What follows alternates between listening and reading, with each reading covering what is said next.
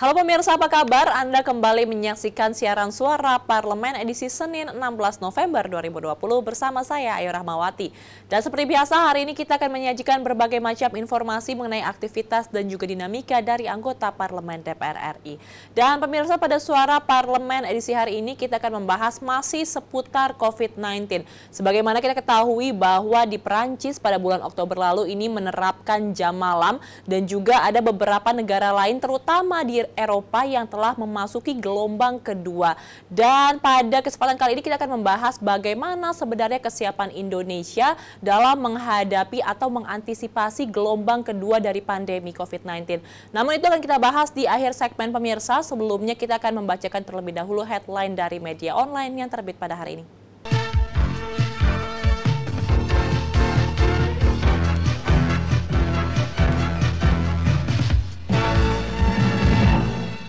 Pemirsa, berita pertama datang dari cnnindonesia.com. Vaksin jadi harapan restoran cepat saji untuk kembali bangkit. Pemerintah sedang berusaha keras untuk menghadirkan vaksin COVID-19 yang aman di Indonesia. Langkah ini sebagai salah satu upaya penanganan pandemi yang telah berlangsung lebih dari 8 bulan. Upaya vaksinasi diyakini dapat menjadi salah satu jalan bagi pemerintah untuk memulihkan ekonomi nasional yang terhantam penyebaran pandemi COVID-19 di Indonesia. Kehadiran vaksin pun dinilai akan dapat menggeliatkan kembali perekonomian di masyarakat. Bagi para pelaku bisnis termasuk di subsektor restoran cepat saji, kehadiran vaksin dari COVID-19 menjadi harapan baru karena dapat membuat bisnis untuk kembali bangkit. Hal itu kemudian dikemukakan oleh GM Marketing KFC Indonesia Hendra Yuniarto. Ia menilai bahwa vaksin COVID-19 dapat membangkitkan ekonomi Indonesia. Oleh karena itu, ia menyambut baik rencana pemerintah untuk menyelenggarakan vaksinasi COVID-19. Ya, ini kalau membicarakan masalah restoran cepat saji ketika masa pandemi, beberapa restoran saji juga sekarang sudah merubah strategi marketingnya, langsung turun ke jalan, langsung memberikan diskon besar-besaran dan juga ada pemecatan dari hubungan kerja dari karyawan-karyawannya itu sendiri akibat dampak COVID-19. Kita berharap semoga nantinya vaksin yang sekarang sudah memasuki tahap uji coba ketiga dapat benar-benar berhasil dan pastinya dapat diselenggarakan oleh pemerintah untuk membangkitkan ekonomi. Dan pemirsa, kita beralih kepada berita selanjutnya datang dari media Indonesia.com. 388 warga KRB 3 Merapi mengungsi. Pengungsi erupsi Gunung Merapi di tempat evakuasi sementara Balai Desa Balerente dan Balai Desa Tegal Mulyo, Kecamatan Kemalang, Klaten pada hari Minggu 15 November malam sebanyak 388 orang maksud kami. Dari 388 pengungsi tersebut, 277 diantaranya ditampung di Balai Desa Balerante dan 111 pengungsi lainnya di Balai Desa Tegal Mulyo. Hal ini diungkapkan oleh Humas BPBD Klaten Nur Cahyono Suharto. Dan sementara pengungsi di Balai Desa Balerente berasal dari Duku Sambung Rejo dan dari Desa Gondang, Ngelo, dan Sukorejo. Sedangkan pengungsi di Balai Desa Tegal Mulyo adalah warga asal Duku Canguk, Sumur, dan Pejagen. Menurut Nur Cahyono, pengungsi di lokasi penampungan sementara adalah warga kelompok rentan seperti balita, anak, lansia, difabel, dan ibu hamil. Secara umum kondisi pengungsi baik dan untuk pencegahan dan pengendalian COVID-19 maksud kami protokol kesehatan juga telah diberlakukan di tes Balai Desa Balerente dan Desa Tegal Mulyo agar tidak muncul klaster baru pengungsi Gunung Merapi. Jadi kalau kita membicarakan masalah erupsi Gunung Merapi sekarang memang sangat dilematis sekali karena pengungsi ini harus berada di dalam sebuah tenda-tenda dan tetap harus menjaga protokol kesehatan dan juga kebersihan juga supaya tidak menjadi klaster baru dari penyebaran COVID-19 sendiri. Dan pemirsa, kita beralih kepada berita yang ketiga datang dari antaranews.com. Muhammadiyah regulasi minuman beralkohol bukan Islamisasi. Sekretaris Umum Pusat Muhammadiyah Abdul Mukti mengatakan undang-undang yang mengatur tentang minuman beralkohol bukan terkait dengan Islamisasi karena di negara barat juga ketat dalam peraturan terkait dengan miras. Undang-undang minuman beralkohol bukan merupakan usaha Islamisasi, namun banyak negara barat yang juga melakukan hal tersebut dan ini disampaikan melalui media pesan sosial yang diterima di Jakarta pada hari Senin ini. Ia mengatakan undang-undang dari minuman beralkohol itu sangat penting dan juga mendesak. Konsumsi alkohol merupakan salah satu masalah yang berdampak buruk pada kesehatan, kejahatan, dan juga moralitas serta keamanan. Ya, ini adalah salah satu undang-undang yang akhir-akhir ini mendapat perhatian dari publik juga nih pemirsa terkait dengan bagaimana peredaran dan juga konsumsi minuman beralkohol sekarang sedang masuk di tahap diskusi di Badan Legislasi. Kita tunggu bagaimana nanti keputusannya, apakah undang-undang ini akan diteruskan dan bagaimana poin-poin dari undang-undang ini pemirsa. Tetapi sebelumnya kita akan jeda terlebih dahulu, nanti kita akan kembali dan membacakan tajuk hari ini mengenai bagaimana memasuki gelombang kedua COVID-19. Apakah Indonesia sudah siap? Tetap bersama kami di Suara Parlemen.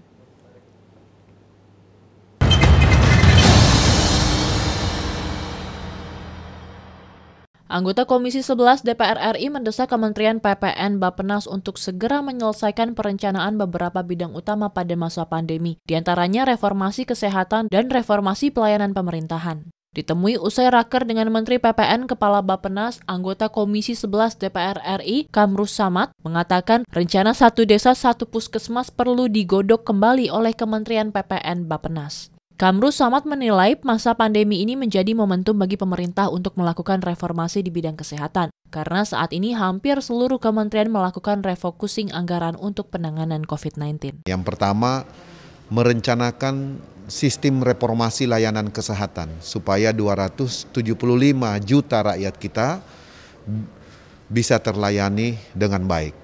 Misalnya dengan memberikan perencanaan satu desa, satu puskesmas.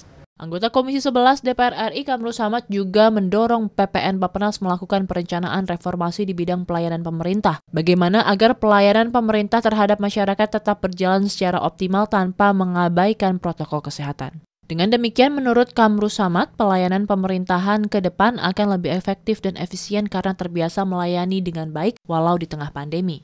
Jadi bagaimana Bappenas merencanakan supaya pemerintahan dalam situasi bencana non-alam itu tetap bisa adaptif melayani rakyat. Sistemnya seperti apa? Dari pusat sampai desa. Pemerintahan desa dalam melayani kepentingan masyarakat di tengah adanya bencana alam. Nur Fuad dan Rian, TVR Parlemen, melaporkan.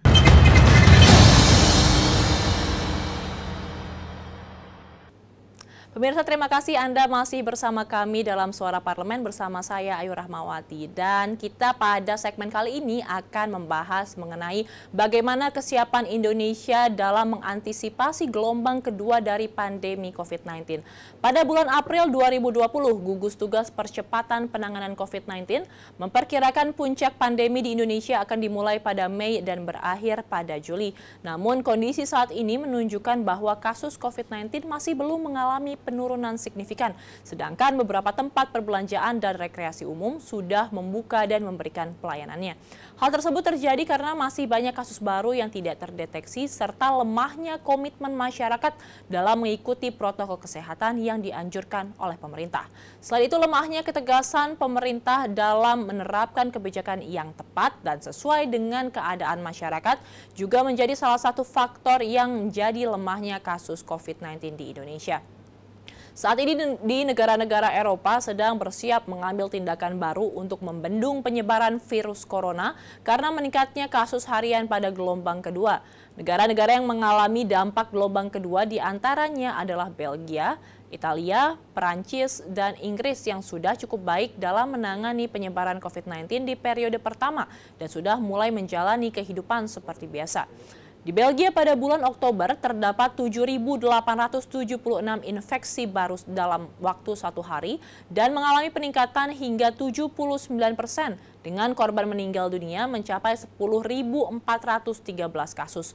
Sedangkan di Italia jumlah kasusnya mencapai 11.705 kasus dalam 24 jam dan dengan korban meninggal mencapai 36.543 jiwa. Begitu pula dengan Perancis dan Inggris yang sudah mulai menerapkan protokol kesehatan seperti di gelombang pertama. Ya, ini kita bisa melihat beberapa negara di Eropa yang sudah memulai kebiasaan hidupnya kembali. Ini sudah memasuki gelombang kedua dari pandemi COVID-19. Kalau kita melihat ke Amerika Serikat juga sudah memasuki gelombang ketiga. Dan mungkin ini bisa menjadi hal yang patut diwaspadai oleh pemerintah. Jangan sampai lengah meskipun ini kita belum menunjukkan tanda-tanda pelandaian dari kurva penyebaran COVID-19. Harus tetap melaksanakan protokol kesehatan dan juga pastinya harus tetap melihat dan juga mengatur keramaian-keramaian yang terjadi di masyarakat. Pemirsa, setelah ini kita akan jeda terlebih dahulu. Nanti kita akan kembali dan masih membahas bagaimana kesiapan Indonesia dalam menghadapi gelombang kedua dari pandemi COVID-19. Tetap bersama kami.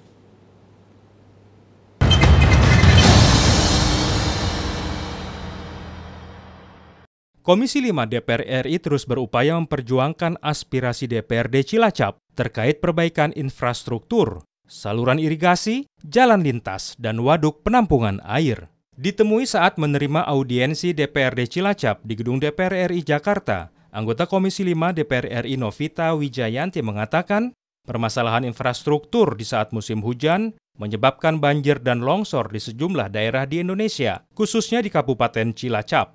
Novita berharap alokasi anggaran dari pemerintah pusat tidak hanya fokus untuk penanganan COVID-19, melainkan juga harus dimaksimalkan untuk antisipasi kerusakan jalan, jembatan, dan waduk penampung air.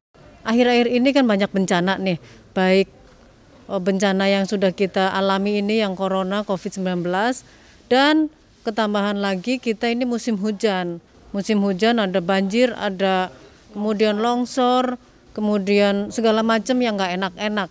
Kalau mengenai anggaran infrastruktur, Novita menjelaskan berdasarkan Undang-Undang Cipta Kerja, kewenangan pengelolaan sumber daya air dan antisipasi kekeringan di daerah harus berdasarkan izin dan kebijakan pemerintah pusat. Dan yang lebih penting lagi akhir-akhir ini adalah dengan sumber daya air. Di sini ada yang pendangkalan, kemudian ada klep rusak, kemudian ada karena alur air, sungai, dan segala macam itu penanganannya sekarang dalam undang-undang ada di pusat. Sehingga di kabupaten pasti akan minta kepada anggaran pusat untuk bisa membantu penanganan di daerahnya. Ajib dan Rizky, TVR Parlemen melaporkan.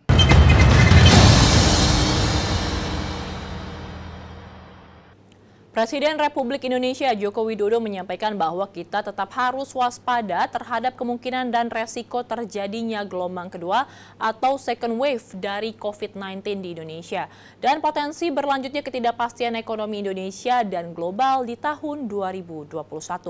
Indonesia seharusnya dapat mencontoh negara-negara tersebut dengan yang segera melaksanakan protokol kesehatan.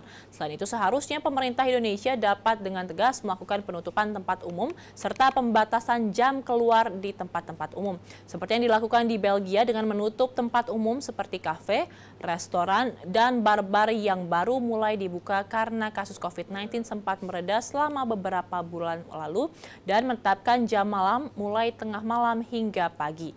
Akan tetapi jika pemerintah khawatir tentang pergerakan ekonomi masyarakat, pemerintah tidak harus menutup tempat perbelanjaan, restoran, dan kafe, tetapi dapat membatasi jumlah pengunjung dengan tetap menjalankan protokol kesehatan yang ketat, serta melarang warganya untuk bertemu dengan orang asing dan melakukan perjalanan jauh.